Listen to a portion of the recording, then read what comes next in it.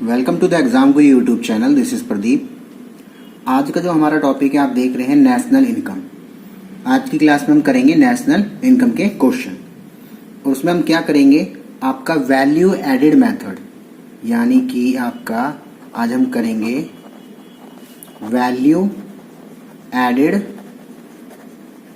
Method. Okay, तो आइए start करते हैं। सबसे पहले क्वेश्चन उठाते हैं। देखिए, पहला क्वेश्चन आपको दे रखा है, from the following data about firm X calculate gross value added at the factor cost by it. आपको पर्टिकुलर में दिया है sales 500, opening stock 30, closing stock 20, purchase of intermediate product and the purchase of machinery and subsidy. तो सबसे पहले मैं आपको बता दूं, जैसे कि आप जानते हैं कि हमें निकालना पड़ता है GVA एट MP। इसका फॉर्मूला क्या होता है आपका? इसका फॉर्मूला होता है वैल्यू ऑफ आउटपुट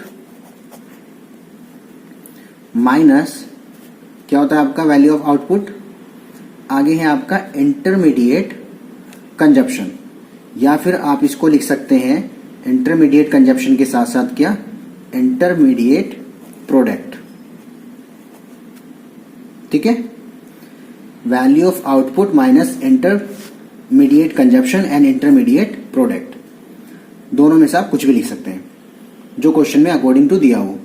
अब अगर क्या होता है, कई बार क्वेश्चन में वैल्यू ऑफ आउटपुट नहीं दिया होता, तो वैल्यू ऑफ आउटपुट कैसे निकालेंगे?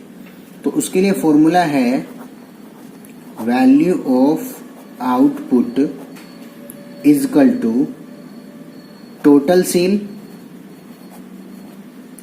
Plus changing stock delta stock. ठीक है, डेल्टा स्टॉक कैसा निकलता है देखिए। अब बात करें सेल्स की, तो टोटल सेल्स में क्या आता है आपका, डोमेस्टिक सेल्स प्लस एक्सपोर्ट। जितना भी आप एक्सपोर्ट करते हैं वो भी आप इसमें क्या करेंगे, ऐड करेंगे। और स्टॉक कैसे निकलता है, closing stock minus opening stock.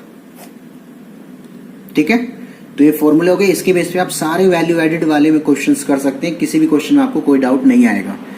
तो आइए, जैसा भी हमने क्वेश्चन देखा स्क्रीन पे, उसको हम करते हैं। तो देखिए, हमने पढ़ा था क्या, GVA एट MP। हमने फॉर्मूला पढ़ा है क्या, अभी फॉर्मूला ऊपर था हमारा value of output, but question में वैल्यू ऑफ आउटपुट नहीं दिया है, हमें दिया है क्या, सेल्स। तो सबसे पहले हम लिखेंगे सेल्स, उसके बाद फिर हम लिखेंगे क्या, कोई देखेंगे एक्सपोर्ट वगैरह नहीं दिया है, नहीं दिया है डेल्टा स्टॉक। डेल्टा स्टॉक में क्या हो जाएगा आपका, closing stock minus opening stock और minus intermediate product. Intermediate product भी आपको दे रखा है। देखिए, सेल्स कितने की है, सेल्स आपकी है 500, क्लोजिंग स्टॉक आपका दिया है 20, ओपनिंग स्टॉक दिया है 30 एंड इंटरमीडिएट प्रोडक्ट दिया है 300। यह आपका आ जाएगा 500 माइनस का 10 माइनस का 300। ठीक है, तो ये आपका हो जाएगा 490 में से 3 गया तो बचेगा 190। ठीक है, करोड़ में तो करोड़ में, लाख में तो लाख में। ये आपका आ गया GV एट MP। ठीक है, अब मान लीजिए आपको दिया होता है, इसमें निकालने को बोलता, ये वैसे तो आपको निकालना है इसमें फैक्टर कॉस्ट पे, GVA एट FC। तो FC निकालने के लिए क्या करेंगे हम, GVA एट MP माइनस, आप जानते हैं कभी भी MP को FC बनाना हो तो NIT माइनस करते हैं। NIT कैसे निकलता है, NIT आपका निकलता है टैक्स माइनस सब्सिडी। कैसा टैक्स, इनडायरेक्ट टैक्स। तो अब हमारा ये आया है 190, NIT में आपका टैक्स दिया है, टैक्स क्वेश्चन में नहीं दिया है, 0, और सब्सिडी आपकी दी है 40। तो 190 माइनस और माइनस का 40 प्लस का 40 हो जाएगा, it will be 230 is the answer. Okay, I hope clear हुआ होगा। चलिए आते हैं नेक्स्ट क्वेश्चन पे।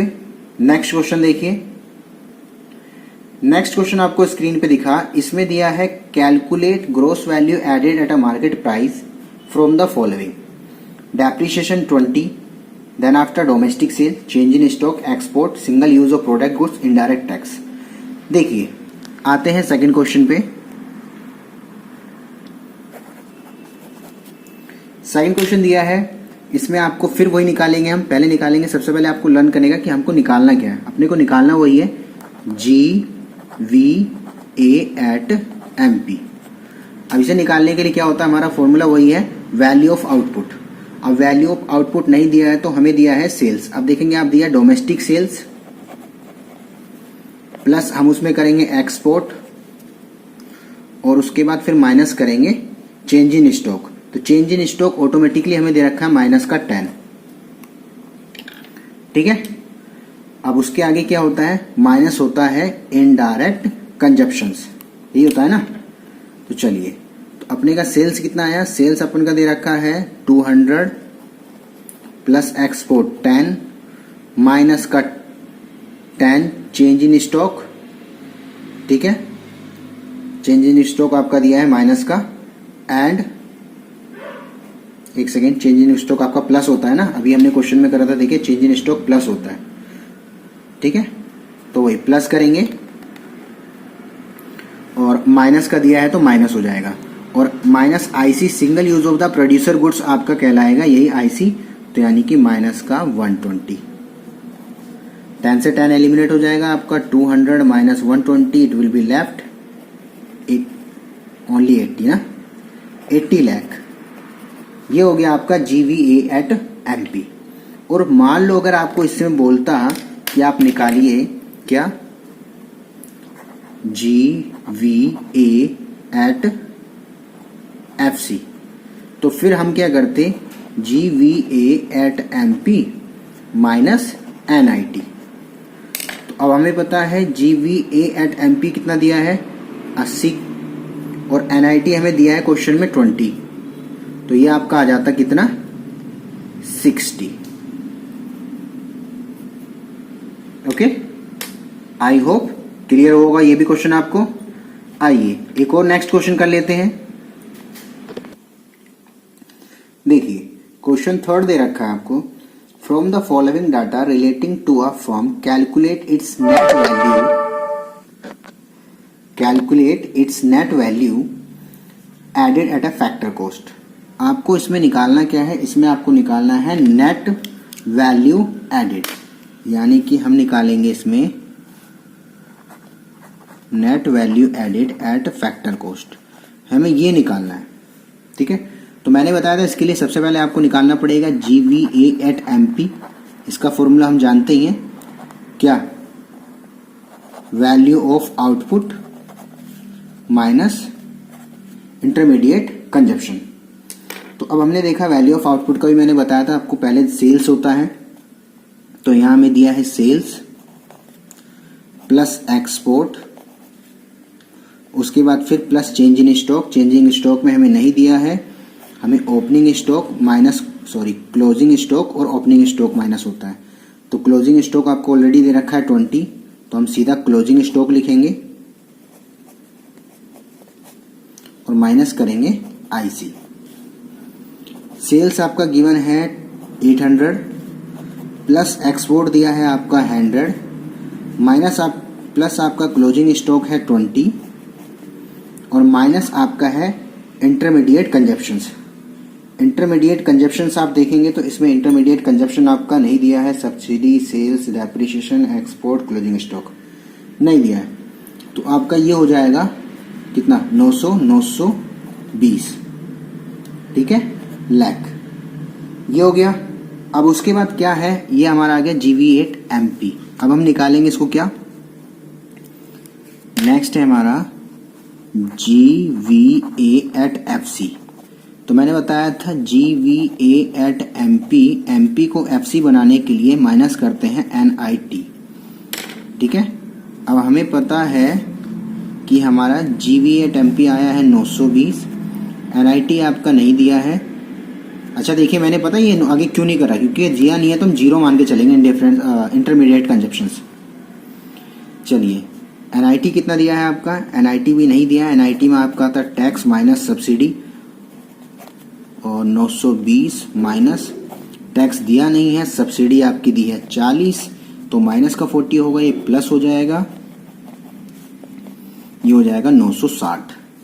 ठीक है, अब उसके बाद हमें निकालना है क्या, जी NVA@FC, तो वो निकलेगा GVA@FC माइनस डेप्रीशिएशन।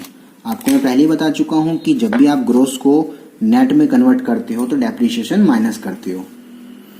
तो ये आपका आया 960, डेप्रीशिएशन आपको दिया है कितना 30, तो आपका आ जाएगा कितना 930 लाख आपका हो गया आंसर। ओके, तो ये था क्वेश्चन नंबर तीसरा। आई होप आपको क्लियर हुआ होगा। अगर वीडियो पसंद आई है तो वीडियो को जरूर लाइक करेंगे, चैनल को सब्सक्राइब कर लेंगे जिन्होंने सब्सक्राइब नहीं करा है। नेक्स्ट वीडियो में आगे के क्वेश्चन करेंगे। अभी मैं 2-3 क्वेश्चन और आपके इसी मेथड के कराऊंगा, वैल्यू एडेड के। उसके बाद फिर income method and then expenditure method करके हम पूरा नेशनल इनकम कंप्लीट करेंगे। ठीक है, तो चलिए फ्रेंड्स, मिलते हैं फिर नेक्स्ट वीडियो में। आज के लिए